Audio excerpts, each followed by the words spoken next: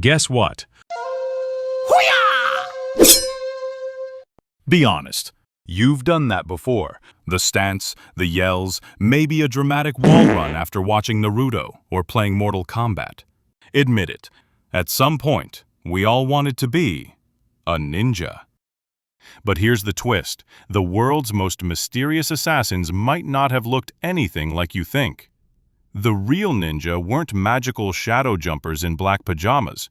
They were farmers, scouts, and spies who turned survival into an art form, using wits instead of wizardry. Their story isn't just about swords and smoke bombs. It's about politics, propaganda, and the thin line between myth and reality. So draw your hood, quiet your mind, and prepare to disappear into history. This is Guess What?, where curiosity sneaks in through the back door. To understand the ninja, you first have to understand the chaos that created them.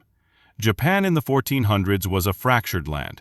The emperor had lost power, the shogunate was collapsing, and local warlords, daimyo, were fighting for control. This period, called the Sengoku Jidai, or Warring States period, was basically 2 centuries of organized anarchy. Armies clashed constantly, and samurai, the professional warrior class, dominated the battlefield. But samurai fought with honor, and honor doesn't always win wars. That's where the ninja came in, people who operated outside those rules.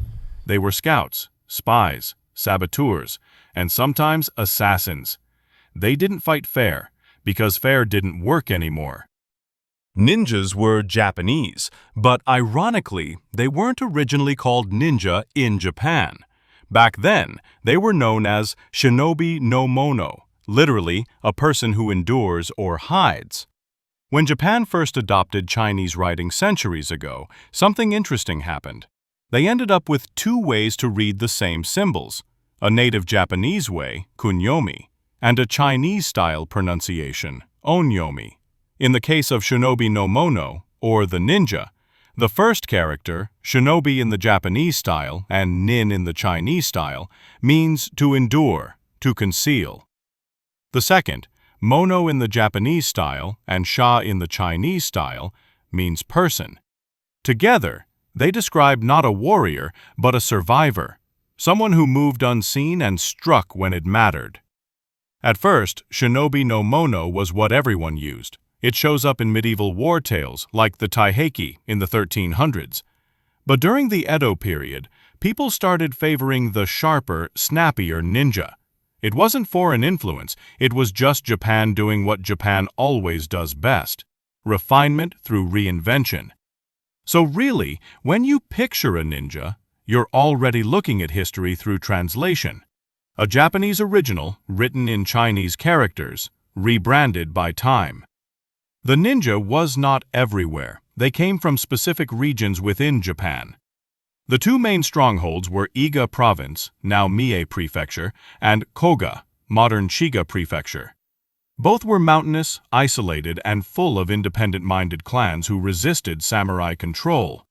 Historical documents like the Bansen Shukai, 1676, describe how Iga and Koga families developed specialized espionage techniques. They trained in stealth, survival, disguise, infiltration, and communication. Think of them as one of the world's first intelligence operatives, not mythical warriors, but people who lived by gathering information, sowing confusion, and surviving behind enemy lines. When the great warlords needed information, they didn't call their generals, they hired Iga or Koga. So what did ninja really do? Contrary to movies, they weren't full-time assassins. Most ninja worked as spies, scouts, and saboteurs. They snuck into enemy camps to steal plans, spread misinformation, or set fires to create chaos before a battle. Assassinations did happen. There are records of ninja being hired for targeted killings, but they were rare. Killing one general didn't end wars. Destroying his supply chain often did. They used practical tools, grappling hooks, smoke pots, climbing spikes, and even fire arrows. They wore whatever clothing helped them blend in: peasants, monks, merchants, or soldiers. The famous black outfit? That came much later. We'll get there. They were also experts in escape and deception. Some carried hollow eggs filled with irritant powders or flash materials to blind pursuers. Others faked their own deaths or hid underwater using hollow reeds to breathe. In short, the ninja didn't disappear by magic. They disappeared because they were really, really good at running away. Hollywood loves the samurai versus ninja showdown, the honorable knight versus the shadowy rogue. Historically, the relationship was much messier. Samurai often employed ninja. In fact, many ninja were low-ranking samurai or ronin, masterless warriors, who turned to espionage when open combat wasn't an option. Here's the easiest way to picture it. Samurai, we fight with honor. Ninja, cool, I fight with results. Samurai were the soldiers, public, proud, bound by Bushido, the code of honor. Ninja were the intelligence division, quiet, cunning, and allergic to rules. If this were modern times, samurai are the guys in uniform, ninjas are the ones in plain clothes, wearing sunglasses indoors, pretending to fix the Wi-Fi while bugging the room. One of the most famous examples was Takeda Shingen, a warlord in the 1500s who used ninja to infiltrate enemy castles. His rival, Uesugi Kenshin, had his own. It was an arms race of shadows. But after the unification of Japan under Oda Nobunaga and Toyotomi Hideyoshi, ninja clans became threats to centralized power. Nobunaga in particular saw Iga province as a problem, and in 1581 he invaded it with tens of thousands of troops.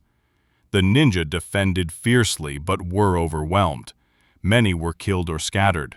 Some fled and later served Tokugawa Ieyasu, who ironically became shogun.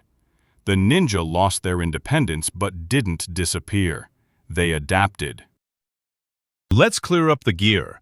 The ninjato, or straight-bladed sword you see in every movie, no verified historical example exists. It's likely a modern invention. Actual ninja used short curved swords or regular katana because it's easier to buy a weapon than invent one. Throwing stars or shuriken were real, but not for decapitation. They were distractions, or minor weapons to wound or disable. The name literally means hidden hand blade. They also used caltrops, tetsubishi, bamboo climbing tools, smoke bombs made from sulfur and saltpeter, and clever disguises. Their most powerful weapon, though, wasn't steel. It was information. In feudal Japan, knowing when your enemy would march was worth more than any blade.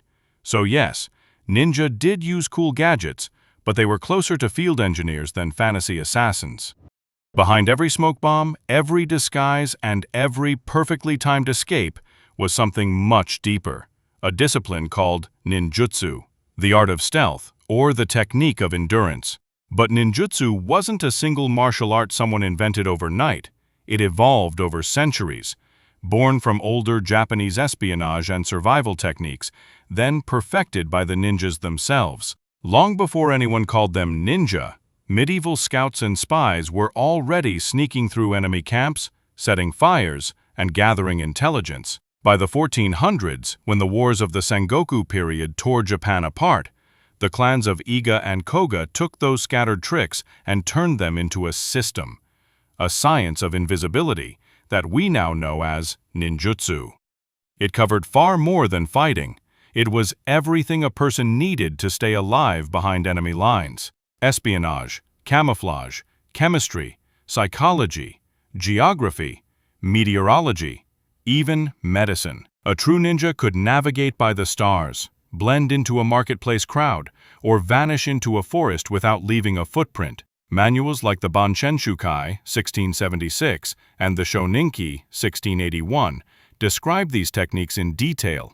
Not mystical powers, but practical intelligence. How to gather information, how to move without being seen, how to read human behavior as carefully as terrain.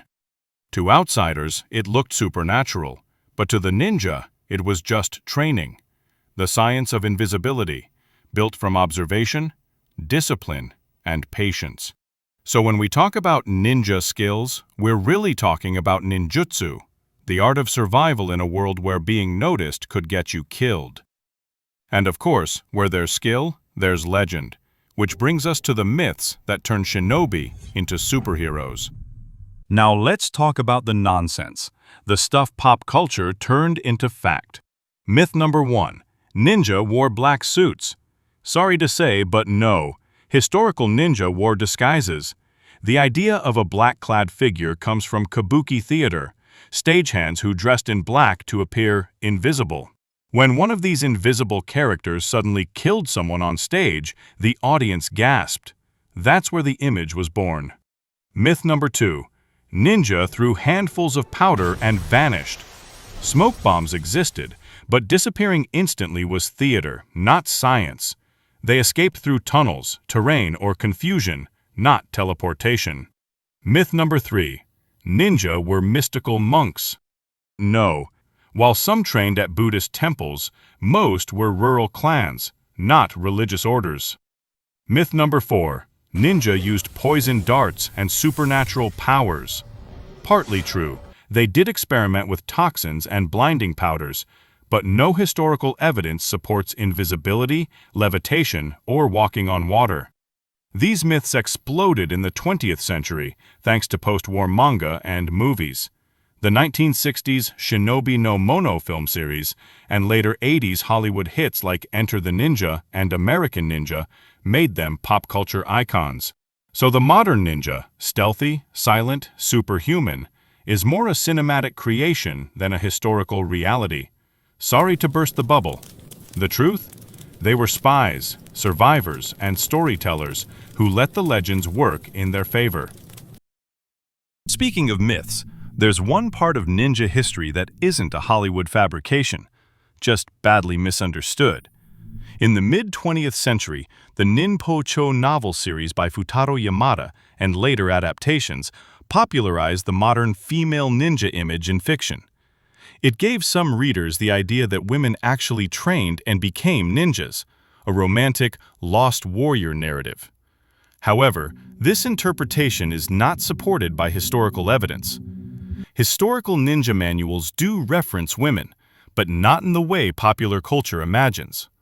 The Bansen Shukai describes kunoichi no jutsu, literally, techniques involving women. Importantly, this does not describe women as independent ninja warriors. Instead, it outlines how women's social roles could be used for espionage when male operatives could not gain access. These techniques relied on women being less suspected, present in domestic spaces, able to overhear conversations, trusted within households. In this context, women were used as intelligence assets, not frontline operatives. The term kunoichi itself was historically a slang term for woman, and only later, largely through 20th century fiction, came to mean female ninja. Some later folklore, including stories surrounding Mochizuki Chiyome, suggest organized networks of female spies. However, no surviving primary documents confirm these accounts in full, and most historians treat them as later embellishments rather than verifiable history. The reality is less cinematic, but more revealing.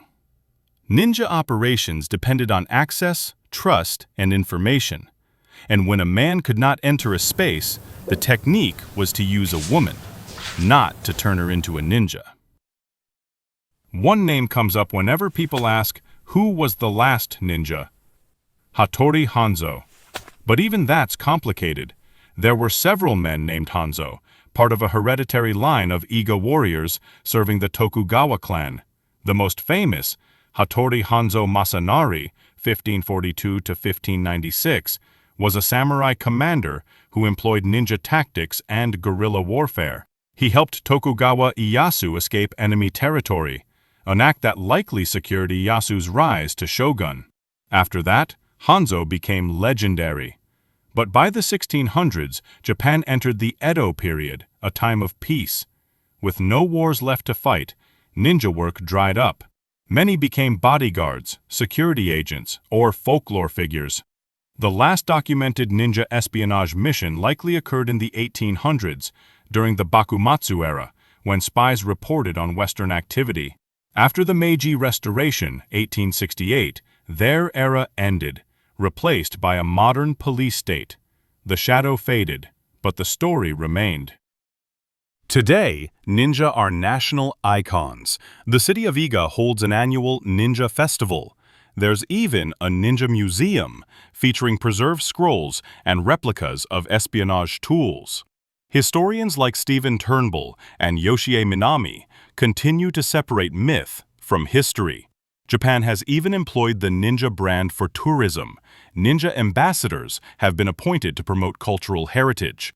In 2017, a small Japanese town actually went viral after jokingly posting a ninja job listing. Thousands of foreigners applied. The truth? It was a publicity stunt, but it worked. In modern culture, the ninja evolved again into global symbols of mystery, stealth, and discipline. From Naruto to Teenage Mutant Ninja Turtles, their image keeps adapting, just like the originals did. The ninja's real genius wasn't in weapons or warfare. It was in perception. They survived centuries of chaos by being underestimated, and centuries of peace by being mythologized. In a world obsessed with honor, they weaponized secrecy, and in doing so, they became timeless. Their story reminds us that the most powerful force in history isn't brute strength. It's the ability to disappear, wait, and choose the right moment to act.